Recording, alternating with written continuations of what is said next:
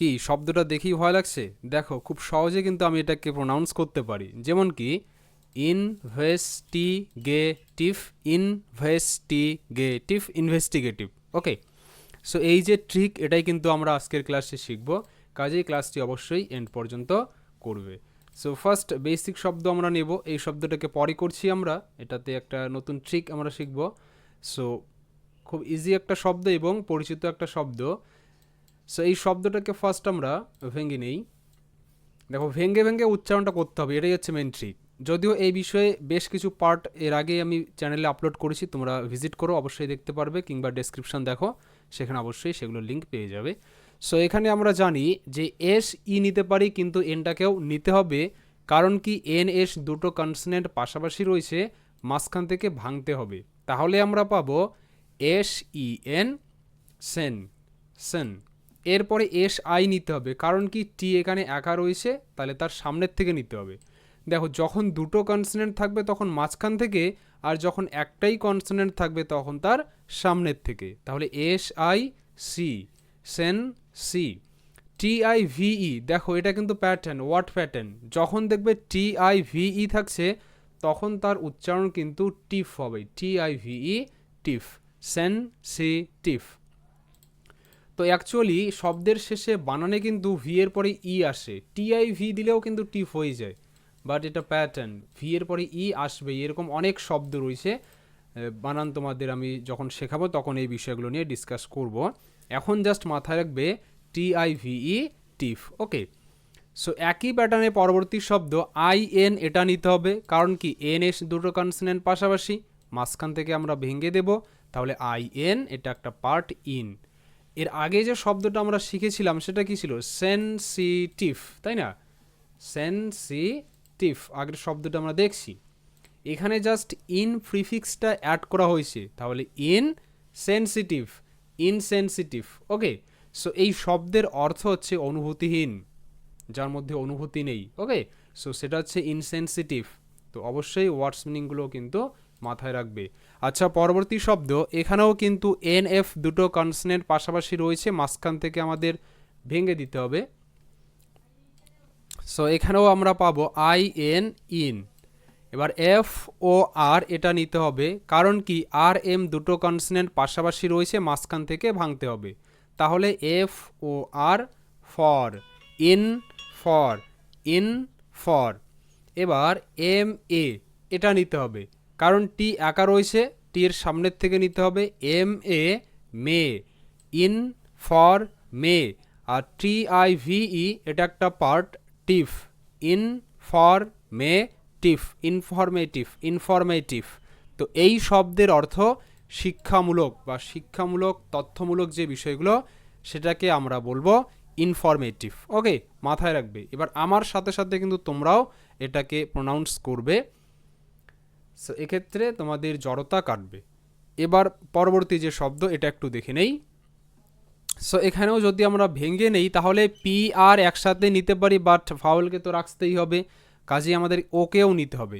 কিন্তু কিন্তু এখানে দেখতে পাচ্ছি এস পি দুটো কনসোনেন্ট পাশাপাশি রয়েছে, মাঝখান থেকে ভাঙতে হবে, তাহলে পি আর ও এস, প্রস, প্রস। দেখো এখানে প্রথমে তো পি আর দুটো কনসোনেন্ট পাশাপাশি রয়েছে, তাহলে এখানে কোনো মাঝখান থেকে ভেঙে নিলাম না, কারণ পি একাই যদি নেই তাহলে কি এটা কোনো একটা পার্ট হতে পারে? এর সাথে না কোনো ফাউল আছে, না আর কোনো কিছু আছে, তাই না? সো কাজেই আমাদের কিন্তু ফাউলকে রাখতে হবে, পি আর ও এস, প্রস। এবার পিই সি নিতে হবে, কারণ কি সিটি দুটো কনসোনেন্ট পাশাপাশি রয়েছে, মাঝখান থেকে আমরা ভেঙে দেব, পিই সি, পেক, প্রস, পেক। এবার টিআই ভিই, এটা তো প্যাটার্ন দেখছি আমরা, টিফ সাউন্ড হবে, তাহলে প্রসপেকটিভ, প্রসপেকটিভ। প্রসপেকটিভ শব্দের অর্থ সম্ভাব্য বা প্রত্যাশিত, যেটা আশা করা যায় এটা হতে পারে, সেই বিষয়টা হচ্ছে প্রসপেকটিভ। আচ্ছা, নেক্সট শব্দ। তার আগে ছোট্ট একটা অ্যানাউন্সমেন্ট, যাদের ইউটিউবে দেখে দেখে ইংরেজি শিখতে অসুবিধা হচ্ছে তারা কিন্তু সরাসরি আমার সাথে লাইভ ক্লাস করতে পারো, সেখানে একদম হাতে ধরে বেসিক থেকে অ্যাডভান্স পর্যন্ত ইংলিশ রিডিং স্পেলিংয়ের বিষয়গুলো শেখা হয়। তো এর যে কোর্সের ব্যাপারটা জানতে তোমরা কিন্তু এই নাম্বারে যোগাযোগ করতে পারো, হোয়াটসঅ্যাপে SMS করতে পারো, কিংবা ডাইরেক্ট কল করতে পারো। সো আজই নিজের সিটটা বুক করে রাখবে। ওকে, সো এবার আমরা পরবর্তী শব্দ দেখব। এখানে ডিইএসকে নিতে হবে, এস সি যেহেতু কনসনেন্ট রয়েছে, এস সি আর একটাকে আমরা সামনে নিয়ে নেব, তাহলে ডিইএস এটা একটা পার্ট পাবো, des, D E S des. C R I P পরে নিতে হবে, পিটি দুটো কনসনেন্ট রয়েছে, কনসনেন্ট, তাহলে মাঝখান থেকে ভেঙে দিলাম আমরা, সি আর আই পি এটা হবে ক্রিপ, ডেস ক্রিপ। টি আই ভিই এটা একটা প্যাটার্ন, এটা হবে টিফ, ডেসক্রিপটিভ, ডেসক্রিপটিভ। এই শব্দের অর্থ বর্ণনামূলক, কোনো কিছু বর্ণনামূলক যে বিষয় সেটা হচ্ছে ডেসক্রিপটিভ। এবার শব্দ যেটা আমরা প্রথমেই দেখলাম ইজিলি, যেটাকে আমি উচ্চারণ করেছি, তো সেই বিষয়টা আই এনকে নিতে হবে, কারণ এন ভি দুটো কনসনেন্ট পাশাপাশি রয়েছে, মাঝখান থেকে আমরা ভেঙে দিলাম, আই এন এটা পাবো ইন। এরপর ভিইএস এটা হবে ভেস, কারণ এস টি দুটো কনসনেন্ট পাশাপাশি, মাঝখান থেকে আমরা ভেঙে দিলাম, VES ভেস, in ভেস। T I T নিতে হবে, কারণ জি একা রয়েছে তাই তার সামনের থেকে নিতে হবে, টি আই টি, ইনভেস্টি। জি এ এটা নিতে হবে গে, আর এরপরই রয়েছে টি আই ভিই, এটা তো প্যাটার্ন তাই না, টি আই ভিই এটা কিন্তু টিফ, ইনভেস্টিগেটিভ, ইনভেস্টিগেটিভ। এর অর্থ অনুসন্ধানী, কোনো বিষয়ে অনুসন্ধান চলছে, সেটা হচ্ছে ইনভেস্টিগেটিভ। আচ্ছা, নেক্সট শব্দ এবং পরিচিত শব্দ, যদিও শব্দটা যথেষ্ট বড়, বাট দেখো সহজেই কিন্তু উচ্চারণ করতে পারবে। সো এখানে এডি নিতে হবে, কারণ কি ডি এম পাশাপাশি রয়েছে, মাঝখান থেকে আমরা ভেঙে দিলাম, এডি অ্যাড। এবার এম আই নিতে হবে, একটা করে কনসোনেন্ট রয়েছে, তাহলে এন একা সামনের থেকে নিয়ে নিলাম আমরা, এম আই মি। এবার এন আই নিতে হবে, কারণ কি সরি এন আই এস নিতে হবে, এস টি আর রয়েছে, তাহলে এসটাকে আমরা সামনে নিতেই পারি, এন আই এস এটা পার্ট নিস, অ্যাড মি নিস।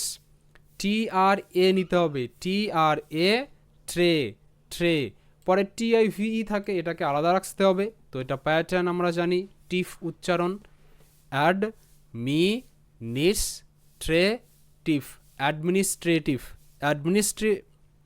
অ্যাডমিনিস্ট্রেটিভ যে শব্দের অর্থ সেটা হচ্ছে প্রশাসনিক। ওকে, আচ্ছা, পরবর্তী শব্দ, এখানে একটা বিষয় মাথায় রাখতে হবে, তোমরা একটু দেখে নাও, সেটা টি আর এ এন নিতে পারি, কিন্তু এখানে এসটাকেও নিতে হবে, এটা উচ্চারণের সুবিধার্থে। হ্যাঁ, এনের পরে এসটাকে নিতে হবে উচ্চারণের সুবিধার্থে, তাহলে T R A N S এটা trans, trans, F O R for, transfor, M A এটা মে, আর টি আই ভিই তো প্যাটার্ন টিফ, তাহলে ট্রান্সফর মে টিফ, ট্রান্সফরমেটিভ। এই শব্দের অর্থ রূপান্তরকারী, যে রূপান্তর চলছে সেটা হচ্ছে ট্রান্সফারেটিভ। ওকে, এবার এই শব্দটা যেটা দেখালাম প্রথমে অ্যাসার্টিভ, এই শব্দটা কিভাবে ভাঙতে হবে, দেখো এখানে এ এস নেওয়া যেতে পারে, বাট এমনটা হবে না, দুটো কনসনেন্ট রয়েছে কিন্তু দুটোই এস।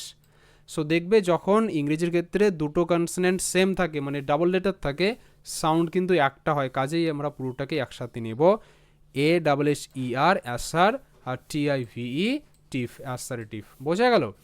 সো এভাবে কিন্তু তোমরা প্র্যাকটিস করো এবং পরবর্তী পার্টগুলো দেখার জন্য চ্যানেলটিকে সাবস্ক্রাইব করে রাখো। So keep watching and keep learning.